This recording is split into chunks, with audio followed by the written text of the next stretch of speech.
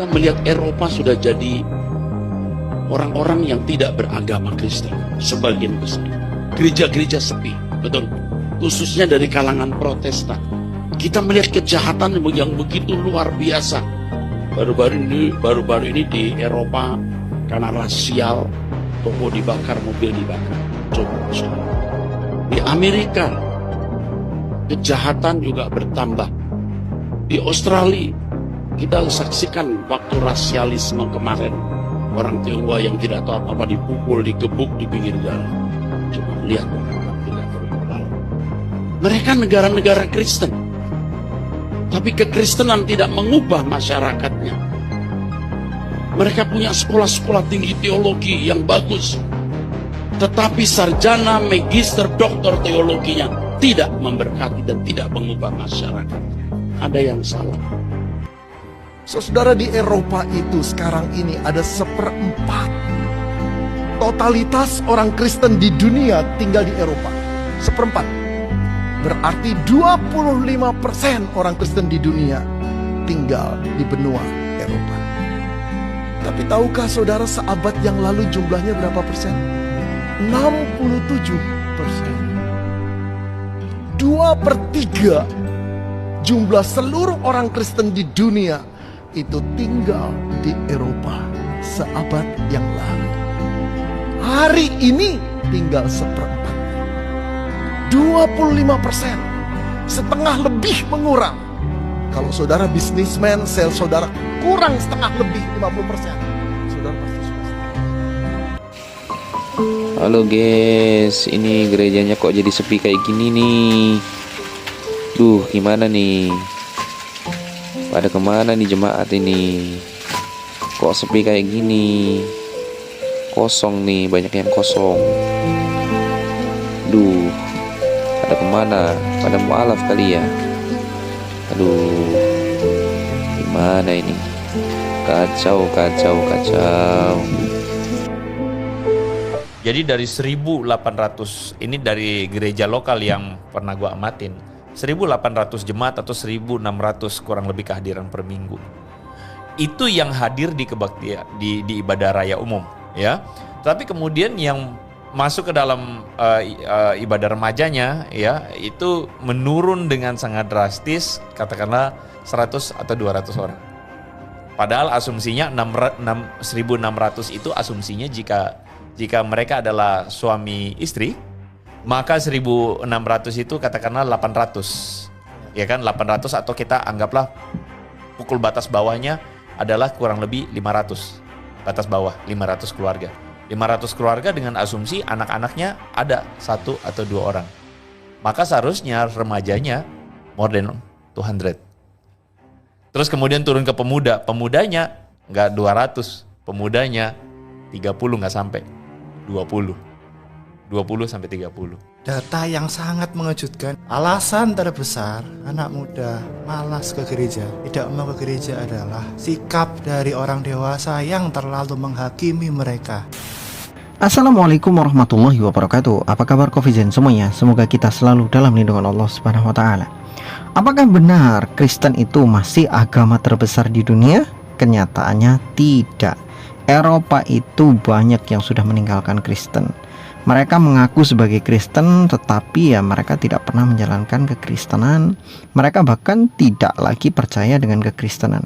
Dan mungkin bahkan beberapa orang di antara mereka, terutama pemuda-pemuda yang masih muda lah, itu mereka dengan pedenya mengatakan kami adalah ateis, kami tidak percaya dengan Tuhan. Padahal mereka di dalam kependudukannya mereka menyebutkan mereka adalah Kristen, tetapi mereka Kristen ateis. Dan itu sudah menjadi mayoritas. Gereja-gereja di Eropa sepi, gereja-gereja di Amerika sepi, hampir semua gereja-gereja sepi. Termasuk di Indonesia juga sekarang gereja-gereja sepi. Ada berita kemarin itu, si Gembul, tukang ngibul itu mengatakan bahwa banyak orang Islam di Indonesia pindah ke Kristen. Pernyataan dia itu bisa kita bantah. Kalau memang sebanyak itu orang yang masuk Kristen, dari orang Islam masuk Kristen, di mana saja? Pertama. Yang kedua, tapi kenyataannya kok gereja makin sepi? Kalau semakin banyak orang Islam masuk Kristen, harusnya kan gereja makin ramai, karena banyak orang murtad kan masuk Kristen. Nyatanya gereja-gereja makin sepi. Yang makin ramai justru mana? Masjid. Kita harus mengakui sekarang itu masjid itu perubahannya cukup drastis. Sekarang masjid-masjid mulai ramai, meskipun di beberapa tempat ada sepi-sepi. Tapi kalau kita melihat ke kota-kota, sekarang perbedaan itu sangat mencolok sekali. Di kota-kota masjid itu ramai, beda dengan di desa-desa. Kalau di desa-desa dari dulu memang seperti itu. Kita ngomong sepi, ya sepinya seperti itu dari dulu, ya begitu-begitu aja.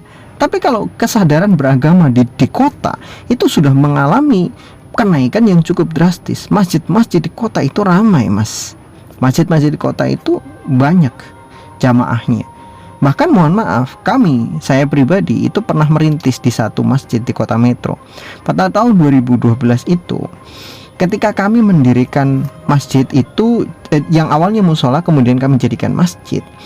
Pertama kali kami mengadakan sholat Jumat itu cuma 2 baris, sekitar 20 orangan lah. Tapi kami tetap melaksanakannya. Ya, tetap melaksanakannya. Itu tahun 2012. Tetap kami laksanakan. Dari 2 baris, naik 3 baris, 3 baris, 4 baris, dan terus akhirnya penuh. Apakah masjid lain berkurang? Tidak. Masjid lain juga ikut penuh. Maghrib, isya, subuh, banyak jamaahnya. Apalagi kalau kemudian dengan banyak kajian-kajian yang kita adakan, terutama kajian-kajian syuruk, kajian maghrib dan lain sebagainya, itu semakin banyak jamaah-jamaah yang sekarang sadar akan kewajiban sholat berjamaah di masjid. Halo guys, jadi kalau kita katakan ini gerejanya kok jadi apakah sepi gereja kayak gini di nih? negara kita makin ramai, di Indonesia makin ramai? Gimana nih? Nyatanya tidak. Tapi kalau kemudian Pada masjid kemana nih makin ramai, jemaat ini? ya meskipun Kok sepi keramaian kayak itu gini? juga masih standar, tidak Kosong seramai nih, banyak yang yang kosong. diinginkan oleh para ulama. Tetapi kalau dari Kemana? keseharian Tidak mualaf itu kalian. sangat jauh berbeda dibandingkan dengan masa lalu. Kita sudah mengalami Mana berbagai ini? macam generasi dari tahun 90, kemudian tahun 2000, sekarang sudah tahun 2026. Kita sudah mengalami itu, fase-fase itu. Mohon maaf, ketika saya sekolah SMP tahun 2002-2003, tidak ada satupun di sekolah saya perempuannya yang pakai jilbab, satupun tidak ada. Ketika saya SD tahun 90-an, bahkan guru agama saya itu pakai rok di atas dengkul. Ingat baik-baik itu. Ketika tahun 90-an, guru-guru saya, terutama ada guru agama itu perempuan, pakai roknya di atas dengkul. Tidak ada satupun guru yang pakai jilbab. SMP juga sama. Padahal pada waktu itu SMP saya tahun 2002-2003. Ada nggak yang pakai jilbab? Nggak ada, kecuali istrinya guru agama. Ya, guru agama yang SMP, itu pun lulusan pondok. Andai kan bukan lulusan pondok, ya mungkin nggak pakai jilbab seperti guru SMP saya yang SD. Di satu sekolahan itu ada, ketika saya sudah kelas 3 SMP, ada satu anak perempuan yang pakai jilbab. Itu anaknya Pak Kiai yang punya pondok. Cuman dia doang, sisanya nggak ada. Tapi lihat perubahan. 2005-2006 orang-orang Islam mulai sadar memakai jilbab. Sekarang orang nggak pakai jilbab keluar rumah, kayaknya malu banget. Anak-anak sekolah semuanya pakai jilbab di mana-mana. Dari dari PAUD, dari sebelum TK sampai sekarang kuliah, semuanya pakai jilbab. Menandakan bahwa kesadaran beragama itu mulai tinggi. Islam itu harus kita pahami. Jadi kalau kemudian si Gembul mengatakan banyak orang Islam di Indonesia murtad ke Kristen, itu datanya valid atau tidak? Ya kan? Kalau memang datanya valid di tempat-tempat yang mana saja, nah ini kan perlu kita ketahui.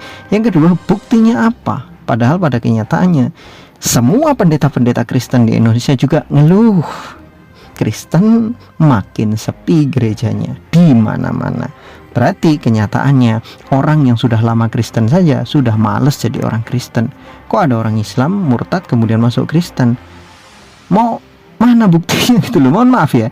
Jadi kalau dibilang banyak yang murtad, ya mohon maaf, saya yakin tidak jauh-jauh dari karena alasan ekonomi susah, ekonomi sulit, disogok dengan itulah kemudian murtad. Tapi apakah kemudian dijamin bahwa mereka akan menjadi Kristen yang taat?